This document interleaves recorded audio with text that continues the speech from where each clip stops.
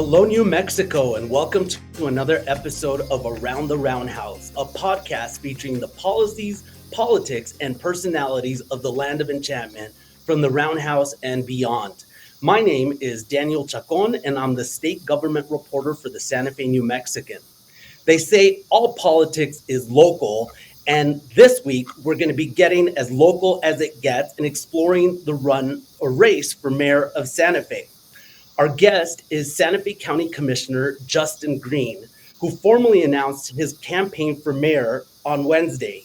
Greene is now the seventh candidate in the race to succeed the city's current mayor, Alan Weber, who opted not to seek a third term. Commissioner, thank you so much for joining us today. Daniel, nice to be here. Thank you for offering some time to talk with you and talk with the community. Leí en el periódico que usted piensa que es el único candidato que puede hablar español. Díganos, ¿en dónde aprendió español? Aprendió varias veces. Aprendió en escuela en Nueva York. Aprendemos español puertorriqueño y dominicano. Mas después yo aprendió italiano, mudó todo. Mi primera segunda lengua era portugués. Yo viví en Brasil cuando tenía 10 años y después mudó, vuelto para Nueva York y todo perdió mi portugués, mudó todo para español. Después vivió en Italia y perdió todo mi español y después moví para Santa Fe. Y aprendió un poquito nuevo mexicano, un poquito de mexicano idiomas y ahorita con una esposa brasileña yo hablo mi lengua más fuerte está portugués, inglés, portugués y español. For those of you who don't speak Spanish, I asked the commissioner where he learned to speak Spanish because he was quoted as saying that he believed he was the only candidate running for mayor who speaks Spanish. And I just wanted to point out that I know of at least two other candidates, Ron Trujillo and Oscar Rodriguez, who also speak Spanish. I don't know if you want to say anything about that, or maybe that might come up in one of the debates. Excellent. Well, that's good to know. I think that that is definitely an aspect that allows us to reach out to different communities across Santa Fe. Fantastic. Commissioner, for folks who may not know who Justin Greene is, tell us about the experience and skill set that you bring that makes you the best and most qualified candidate for mayor. Yeah, thank you. So I moved to Santa Fe after college about 32 years ago with an architecture degree and a passion for community building. Early on in my career, I was involved with the community redevelopment project of the rail yards. And so that was architecture and community driven project to redevelop the rail yards. From there, that was from the outside of government. The city of Santa Fe hired a bunch of the young architects that were involved in that to be part of a special projects division that worked for the city to execute or to develop and then execute the Metropolitan Redevelopment Plan. And we redeveloped the rail yards and set the groundwork for that. That unit did such a great job that Mayor Larry Delgado kept us on and asked us to work on the convention center. And so I was involved with the convention center about 25 years ago. And from there, I went on to get my MBA and started on the entrepreneurial side of aspects in this. And so also about 2.5 years ago, I think this week will be I will celebrate 2.5 years of being a county commissioner. And so I'm a county commissioner and have learned the ways of government from the policy making side of things. I worked for the city for about 2 years and then now at the county. In those years in between the city and the county, I was an entrepreneur, small business owner here in Santa Fe, and know how to work in the private sector and know some of the struggles that small businesses have in all sorts of aspects of navigating business in Santa Fe. So you're saying you bring a mix of both business and government experience to the job. Absolutely, and one of the board seats that I served on is I served on the Pueblo of Tesuque Development Corporation for about 3 years when we were building the new Tesuque Casino, which is beautiful, and then actually more importantly to me is figuring out what to do with the old Camel Rock Casino. And then we converted that to Camel Rock Studios, which is one of the most successful, and it is surely the first indigenous owned film studio in the country, if not the world. They really seem to be booming every time that I drive through Tesuque and Pohuaca. It seems like they're doing well for themselves. Yeah, I think tomorrow is the last day they wrap Dark Winds, but Dark Winds is based there, and it's so amazing. That's such a great story, and that's such a great setting that they've done there. And I think that's the most occupied studio right now in New Mexico.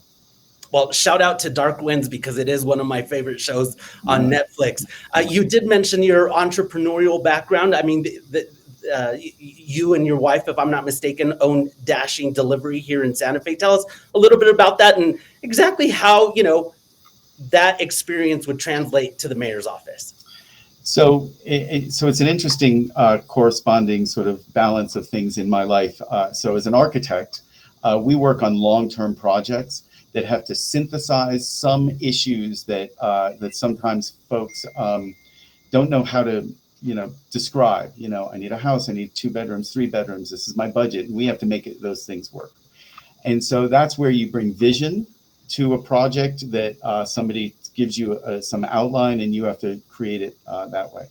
But in the case of Dashing Delivery, this is a great example on the other side of it. The customer knows what they want, right? I know I want a burger cooked this way with this cheese on it.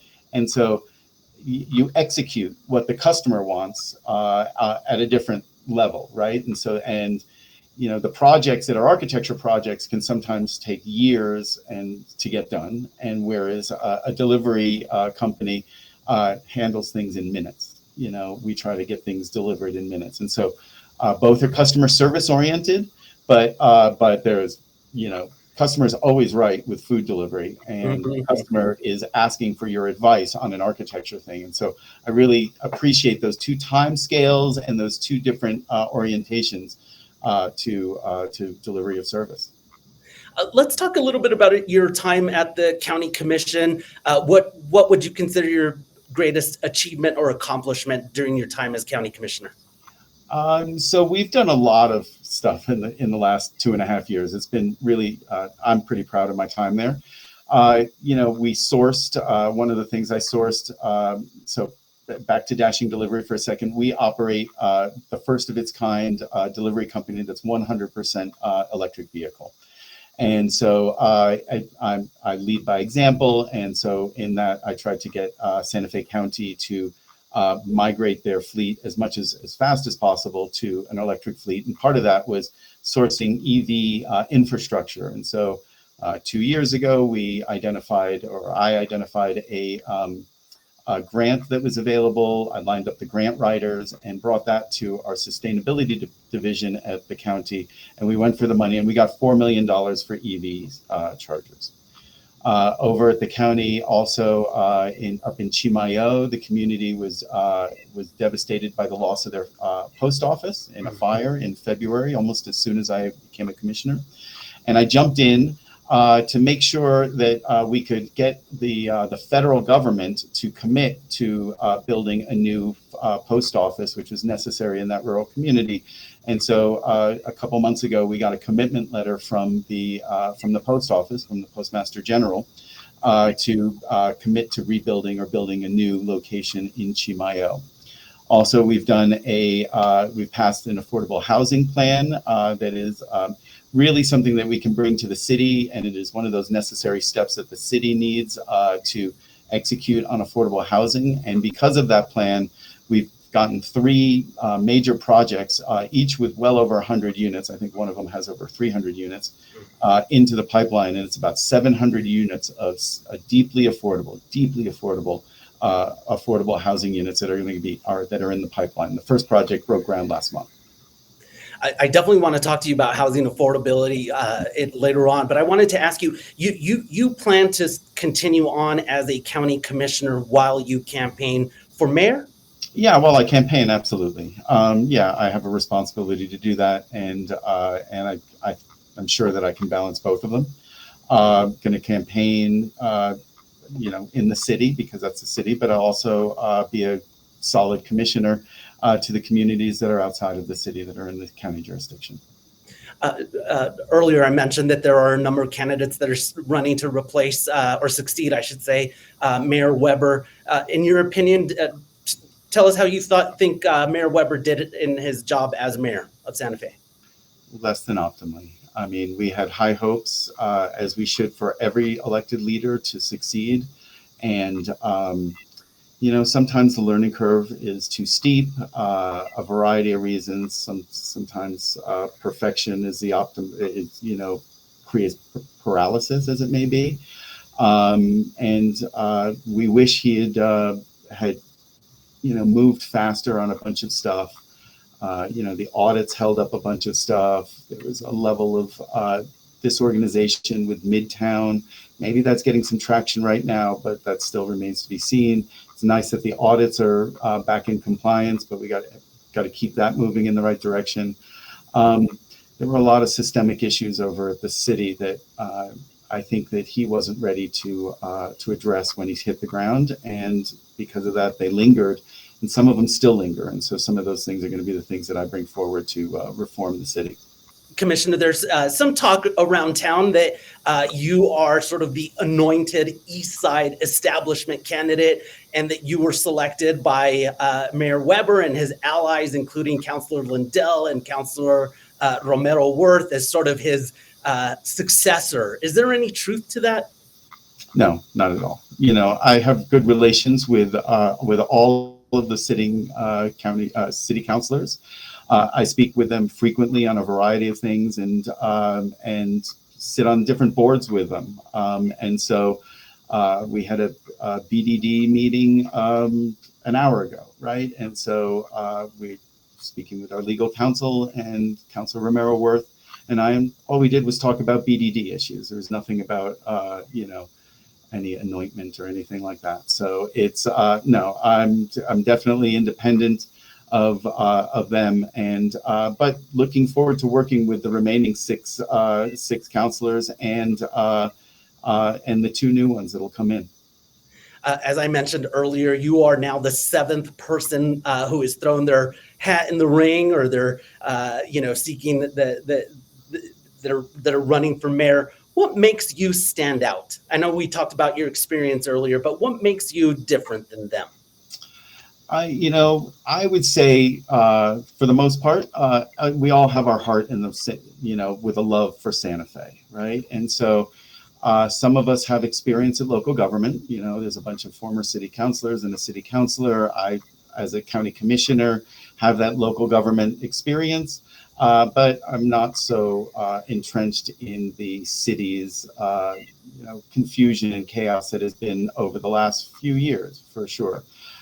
Some of my competitors, don't have that local government experience, don't have that small business experience, don't know how to hire, fire, operate at a much faster and much more effective level than government. Don't have the customer service aspect. These are all aspects that are a part of my career, especially as an architect, being able to bring vision. So there are some of my competitors that don't have vision, right? So being an effective small business leader, being an effective driver at the county, and bringing some best practices from the county to the city. Having the relationships at the legislature, with our delegation in Washington, with the governor's office. There's a variety of things of trust and respect and relationships with our Pueblo neighbors that I bring, and at so many levels. I check a lot of the boxes. Each one of them has a box or two checked, but I think I check all of the boxes. Well, staying on the topic of the other candidates, when you announced your bid for mayor outside of City Hall, you were quoted as saying that some of the candidates are retired and quote unquote past their due date. In a city with an increasingly graying population, do you think that's a message that will resonate with voters? So the point that I was making there is that we need an effective mayor, right? And so people have everybody, even kids that can't vote, right? Have a voice in our governance, right? And talking about the future and talking about things that are needed in the time right now. But right now, we need somebody that's effective. And so somebody that's at the peak of their career with the knowledge base, hasn't been sitting on the sidelines for a decade, hasn't been, I have lots of friends that are seniors that are like, I don't have the energy for this, right? And so this is going to be an energetic, hard job to do for 4 years. As you can see, and some people see as a county commissioner, I'm super hardworking. I go to meeting after meeting and sit with staff to talk about solutions and bring research. And I get responses from constituents that are like, wait, did you just email me at Sunday morning at 3 o'clock in the morning? And I'm somewhere between apologetic and like, well, that's what you should expect, right? So if I'm up and my phone is near me, I will respond as best I can, and that's just who I am, just a hard worker. And so that was the point there, right? Some people, when they get to a point in their life, they should enjoy retirement. I'm just not there yet. Commissioner, may I ask specifically which candidates you were referring to when you said that they were past their due date? Some people have run for mayor in the past, and maybe this is a time for some new blood. Those, at least two of them, Ron Trujillo, as I mentioned earlier, and Joanne Vihel Koppler, is that who we're talking about here? I'll let you, yeah, okay, thank you. Okay. Commissioner, during your announcement, you also described a Southside investment plan that would include the creation of a new plaza and mercado. And you also mentioned public-private partnerships. I mean, how do you envision that, and state grants as well? I mean, how would that work? How do you envision that happening? Well, so the first part about this is over the years, I've spoken to folks from the South Side that are frequently complaining about a lack of investment on the South Side. And so you start by putting together the needs of the South Side and the aspects that they have mentioned wanting to get down there. And some of these projects are somewhere in the queue, like the transit hub. There's money on the sidelines for this. There's some intention from the city to build a Southside Senior Center. So, we have a plaza downtown. The Law of the Indies, which is the original planning documents of Santa Fe, speaks to once a city gets to a certain size, and I think it's somewhere in the 6,000 to 10,000 person range, it says, hey, you should start thinking about building a second plaza. Well, we're at 90 plus thousand at this point. And we're due for another plaza. It's going to be a different plaza. The city hall might not be on it. And, certainly the Palace of the Governors and the historic buildings aren't going to be around it, but it's going to have its own character. And I think we could support that and make a place that is just as valuable to our community, but with a different character. That has a senior center and maybe another farmer's market or a different type of mercado, maybe a performing arts or event space on it. So part of this will be committing to a Southside investment plan, giving a little bit of my ideas, but then listening to the community on the South Side to say, what are the priorities of this, right? What do you think that, if they say, no, we don't want a plaza, well, okay, right? I mean, but a little bit of being an architect is having a vision and saying, a plaza is going to be a great community space for us. I think you'll appreciate it. I think we'll all appreciate it as soon as it gets built and we go, wow, this was really great. And then the senior center could be located on it, a transit hub could be located on it, a farmer's market, an events space, and a small business center could all be on it. And it would be vibrant. It would be so much fun. food trucks and pop-up things and things that really make it feel like the South Side has a center and a home unique to itself. It's for everybody, just like the plaza is for everybody, but that now we have more choices and things that we can walk to if you live on that side of town.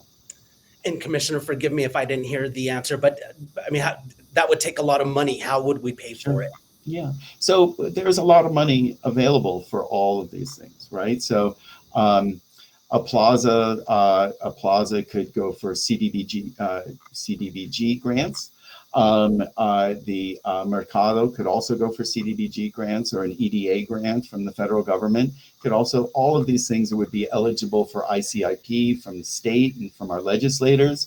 There's state, federal, city could do it out of pocket with GRT money and general fund money. And then there's also bonding. A senior center has, all over New Mexico, we go for bonds for senior centers and things like that. So it depends. It's part of building the vision, seeing what each aspect is eligible for, putting a budget. It all doesn't happen overnight, right? It's a planning process. It's a feasibility study. It's trying to find all the different sources of money and design and putting it together in a way that can be executed. It probably takes, 3, 5, 7, maybe even 10 years to build out the whole thing. We look at the rail yard right now. The rail yard master plan was done over 20 years ago, and there's still a few vacant lots in the rail yard. So these things take time, but the main thing is they take vision and they take feasibility and somebody like myself who knows how to put all those things and get those founding documents in place to execute. What would you tell skeptics who believe or would say that your Southside investment plan is really a ploy to court the Hispanic vote and maybe take away some of the votes that would be going towards some of the candidates who live closer to that part of town? I mean, I'm here to represent everybody, right? I mean, it's like, so South Side is just as equal as the North Side, as the East Side, as the West Side. There's nothing to that, right? You're in Midtown, no problem, everybody. And the folks on the South Side have said for years, for decades probably, that they feel like they've been left out. So if I'm the channel for their voice, so be it, right? Not cynical at all. It is completely like being responsive. As an architect, we are trained in stakeholder engagement, stakeholder management, understanding how to deliver on expectations and needs.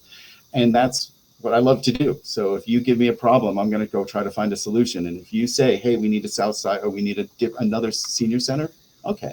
We need, we wish we had something like you guys get the plaza or whatever, those guys go north, get the plaza. Well, you know what? We probably need another plaza, right? And the law of the Indies, our Spanish planning documents that founded Santa Fe 400 years ago speak to that. And so we're using traditional documents to do it. And so nothing cynical about it at all. I look forward to it. Okay. Commissioner, I wanted to turn back to the issue of affordable housing. On your campaign website, you list housing affordability as one of your top priorities. How would you accomplish bringing more affordable housing to Santa Fe? Is eliminating the city's fee in lieu option and housing development hampering affordable housing efforts in Santa Fe? Fee in lieu is a little complicated. It serves a purpose to sort of keep some players moving in the right direction. And so I'm not quite sure that I would eliminate it. I might tweak it in a way that works a little better, but I don't think that that's the problem that's holding up the city's affordable housing. Currently, the biggest problem is we don't have anybody in the affordable housing office, right? So the affordable housing director. Yes, and Alex is doing a great job with us.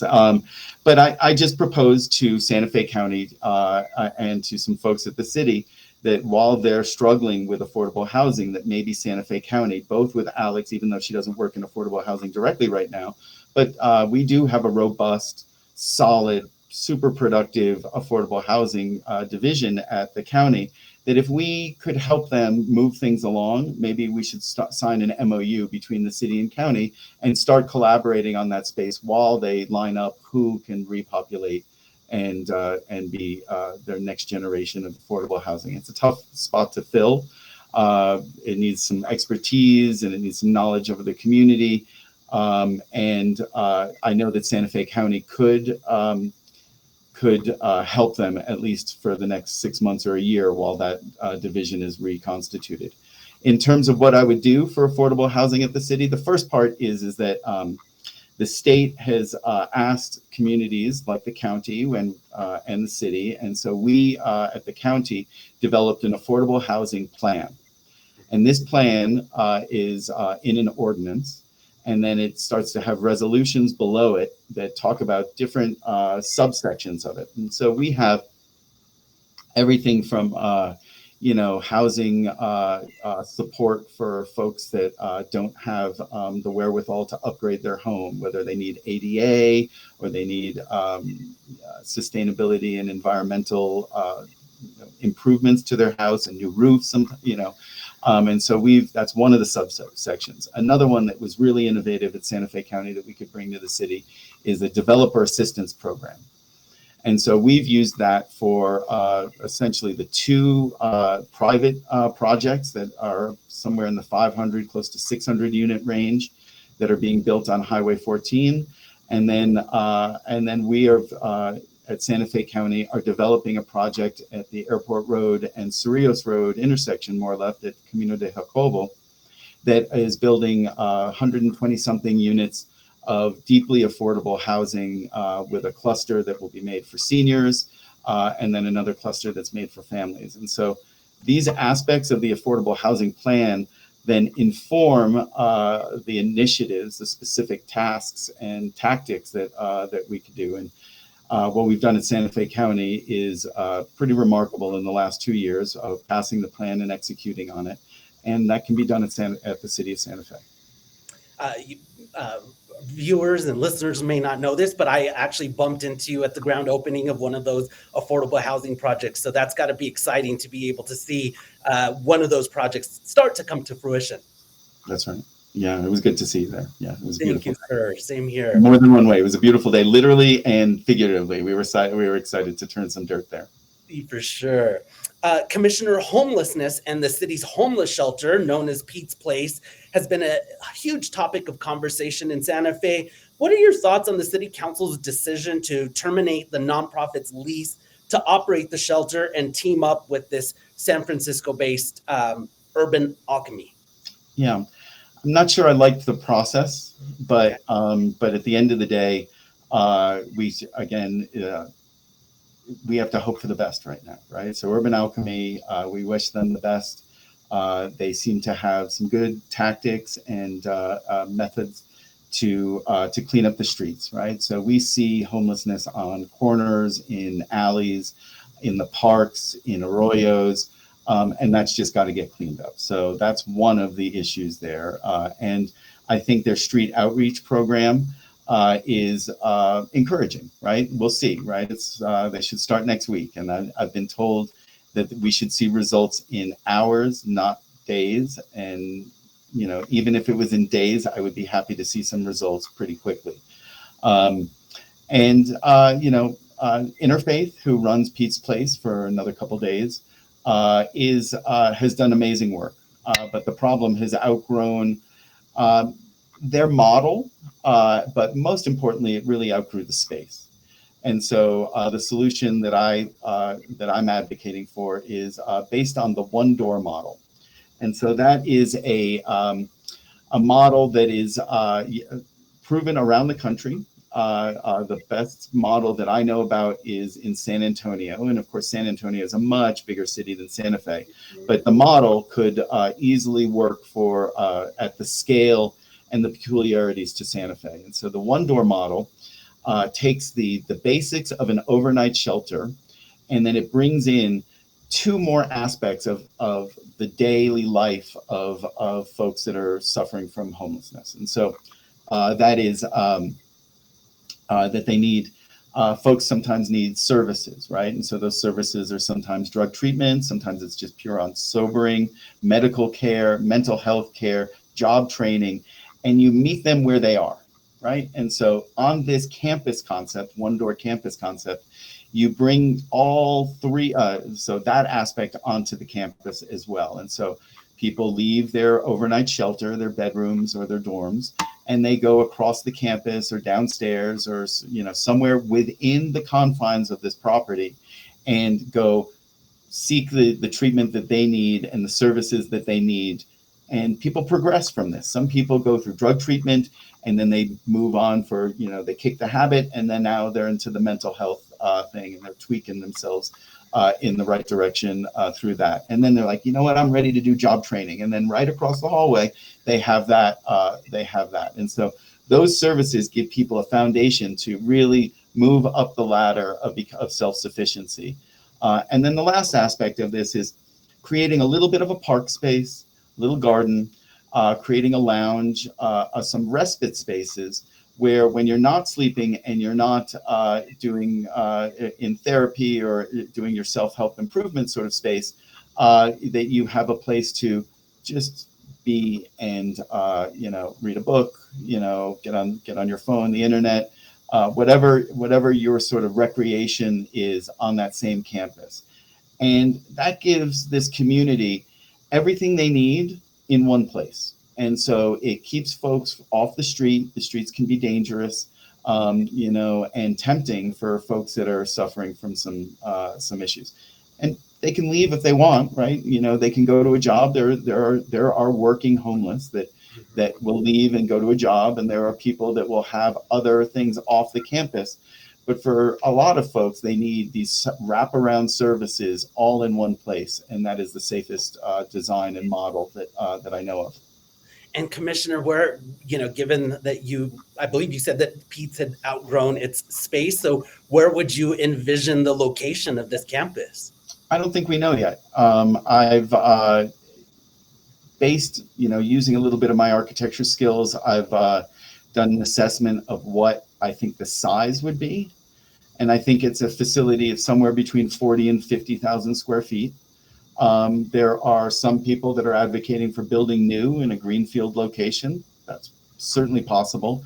There's some folks that are looking to reuse a building that may be adaptable, that may be faster, right, to get something stood up. But currently, wait to be seen is whether Urban Alchemy can really help the Pete's Place location operate better.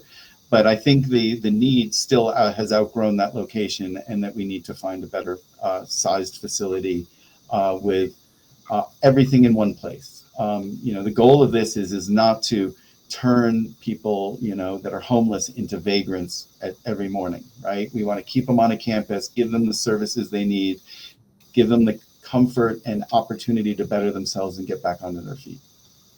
But at the same time, these folks, might need transportation, which is one of the arguments for putting the homeless shelter on off of Cerrillos Road. So do you think that would, how would that factor in? Do you think that we would need to keep it within the city so that folks have access to transportation?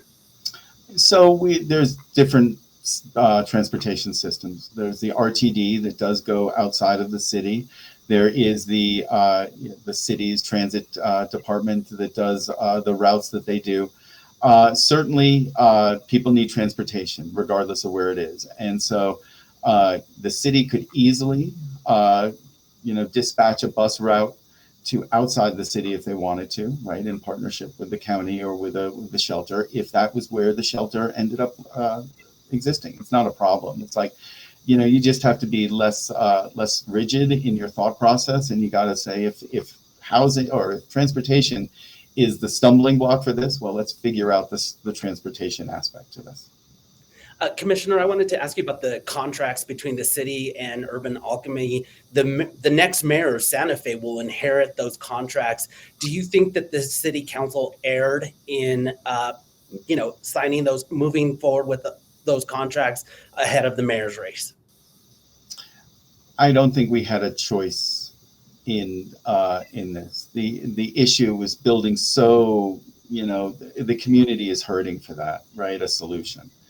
Urban Alchemy had spoken to, my understanding is Urban Alchemy had spoken to a number of the community services leaders and leadership at the city that gave them enough comfort in that they were a good solution for that. I'm optimistic, right? I don't want to be pessimistic about this at this point. I really hope that they can have some positive impact very quickly, and that, our streets will be cleaned up. Pete's and the Interfaith Shelter, or Pete's, whatever it gets rebranded as under Urban Alchemy, will become, much more agreeable to drive by and to the neighbors in the area. I know a bunch of neighbors in the area and small businesses, and it's painful for them, and they deserve a faster answer than wait for the next mayor, certainly. So I don't think that this was that we could wait any longer. Okay. I have definitely visited with the residents of Harrison Road and some of the business owners, and they're fed up.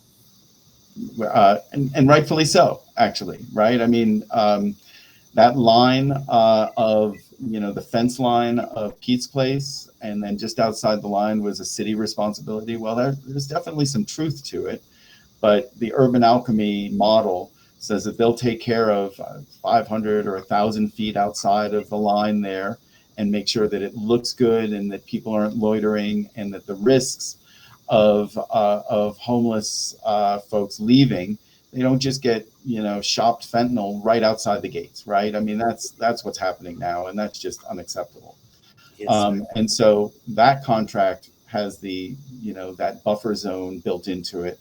And then the street outreach program is going to be a citywide program that Urban Alchemy, and I think they pair nicely together. And I really am optimistic that they can do a good job with this, because we need it, right? Don't hope for disaster, really hope for the best. For those of us who live in Santa Fe or the surrounding area, we definitely wish them well.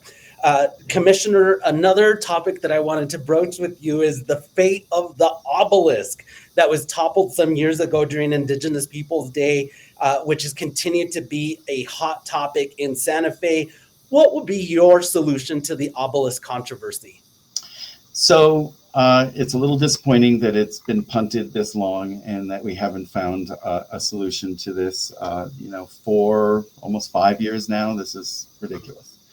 But it's also a complicated topic. I have, local Hispanic friends that say, rebuild it as is, right? It's like, and then I have local Pueblo friends, Indigenous friends that say, no, it is absolutely, offensive. And so, we have a judge that has said that we have to rebuild it. I don't know that I would rebuild it exactly as it was, right? I would hope that we would have an opportunity to discuss a few rebuilt but slightly different versions. I even like the idea of, I look at the Twin Towers in New York City and what we've done, what New York City did and the monument has done with a light beacon that can be lit up to celebrate and to monumentalize Santa Fe with a light beacon. So it's not literally a stone monument, but it's a monument of light. And there's some symbolism in that I think we can gather around. But, when I become mayor, knock on wood, I will, try to bring some design and ideas very quickly to try to resolve this, hopefully within the first year, hopefully with a solution within the first few months, and then hopefully in the first year. Commissioner, correct me if I'm wrong, but are you running a privately financed campaign? And if so, why did you decide to go that route instead of for public financing? Yeah, so I ran my county commission. The county does not have public financing. And so I had run a private financed campaign for the county. And I felt comfortable with that in the reporting mechanisms and the ways to do it. And I thought that was the right way to do it. I didn't want to be left at a disadvantage coming into the race a little later than some people who seem to have declared, years ago.